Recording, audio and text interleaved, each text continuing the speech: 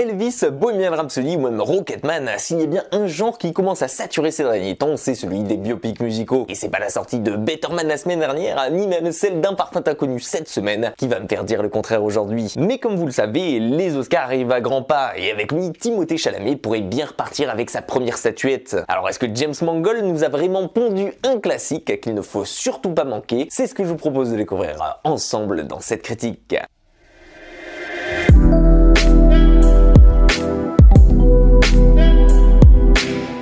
Dans Un Parfait Inconnu, vous allez suivre Timothée Chalamet alias Bob Dylan pendant sa jeunesse au début des années 60. Et à cette époque-là, il faut dire que c'est encore un jeune chanteur de folk parmi tant d'autres et qui peine à se démarquer et qui débarque surtout à New York sans aucun sou en poche. Mais l'anonymat, vous allez le voir, va assez vite disparaître pour lui, à partir du moment où ce dernier va rencontrer Pete Seeger et surtout son idole de l'époque, Woody Guthrie. Et peu à peu, il va donc commencer à se faire connaître auprès du grand public, que ce soit pour ses textes à vocation pacifique et dénonciateur, mais surtout pour ses multiples talents d'homme orchestre mélangeant harmonica, guitare et surtout son timbre de voix si particulier. Mais comme vous pouvez l'imaginer, si ça s'arrêtait là, on ferait pas un film entièrement sur lui. Parce que bien entendu, Bob Dylan, il a marqué plus d'une génération. C'est d'ailleurs pour ça qu'il est l'un des seuls avec Elton John à obtenir un biopic de son vivant aujourd'hui, tellement il y a eu une influence massive sur la musique et surtout sur tous les gens qui l'ont suivi. Parce que oui, Bob Dylan, quand il a débarqué au cœur des années 60, au moment où le rock commençait à se populariser de plus en plus,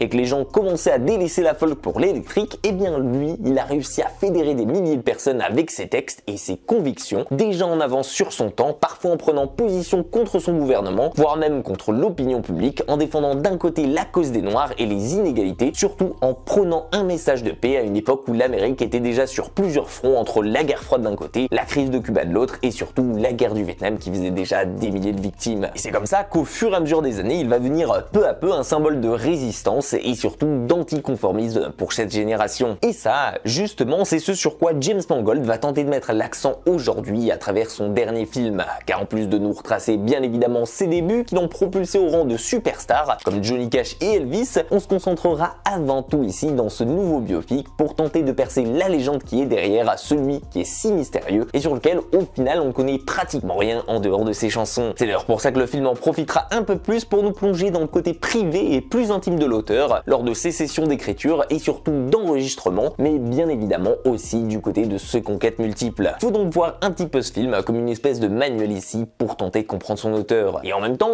j'ai envie de dire, si justement c'est ce côté si mystérieux qui a grandement aidé à façonner la légende, et bien de l'autre, ça pique juste assez notre curiosité pour nous donner envie d'y plonger à fond aux côtés de Chalamet ici. Et je vous promets une chose, de ce côté-là, préparez-vous à être bluffé. D'un côté, bien entendu visuellement, car le film est une véritable ode aux années 60 et on ressent qu'il regorge d'éléments de cette époque. Vraiment, de ce côté-là, c'est un sacré bazar, à tel point qu'on a souvent l'impression constamment de se balader dans une brocante, mais surtout parce que l'ambiance de ce Parfait Inconnu, elle fait aussi miroir à un très célèbre film qui retrace l'histoire de l'Amérique et que vous connaissez sûrement tous, à savoir Forrest Gump. Et en même temps, faut dire que dans les années 60, en termes d'histoire, elles ont été plutôt prolifiques de ce côté-là, ce qui en fait d'ailleurs un terrain de jeu parfait pour comprendre le personnage qu'on nous décrit ici. Que ce soit la lutte des classes, le peuple noir qui se bat contre la ségrégation, la crise de Cuba dont tout le monde parle constamment dans le film, l'assassinat de Kennedy ou même la découverte des groupes comme par exemple les Beatles, eh bien si vous êtes un fan de biopic, tout comme de films historiques, de ce côté-là vous serez servi. Mais en plus de ce parfait voyage dans le temps et dans lequel James Mangold excelle, faut tout de même rappeler que c'est un habitué de cette époque, entre Le Mans 66, Walk the Line avec Johnny Cash et même le dernier Indiana Jones en date, on peut lui faire confiance pour ça. Il y a une autre chose qui se démarque ici et c'est bien entendu la prestation de Chalamet. Alors je vous arrête tout de suite, elle n'est pas non plus éblouissante à tel point comme l'était Austin Butler dans Elvis, lui qui était limite indissociable du rôle, mais quand même c'est une des prestations les plus solides de sa carrière, que ce soit dans l'attitude, dans la façon de parler, dans la gestuelle ou même la voix, et c'est surtout vocalement pour les musiques que personnellement ça m'a bluffé ici. Parce que oui, il faut savoir que comme dans tout biopic musical, ce Parfait Inconnu va se faire un plaisir de revisiter les classiques de la carrière de Dylan. Et honnêtement, pour avoir appris après le film que le film n'était pas de lui, mais que c'était bien Timothée Chalamet qui chantait derrière, bah je dois vous avouer que j'y ai vu que du feu. En tout cas, ça sentait à l'écran que ça faisait naturel et que c'était tout à son honneur, mais on ressent d'autant plus la préparation qu'il a fallu avoir pour s'approprier sa voix. Et ça, bah de ce côté-là, je trouve que Timothée Chalamet a fait un travail d'enfer pour rendre tout ça tangible et crédible le plus possible. Donc oui, sur le principe, vous pouvez le dire, on coche toutes les cases dans ce biopic pour en faire un très bon film. Il essaie de nous décrypter une des plus célèbres figures musicales de son temps, d'aborder sa vie publique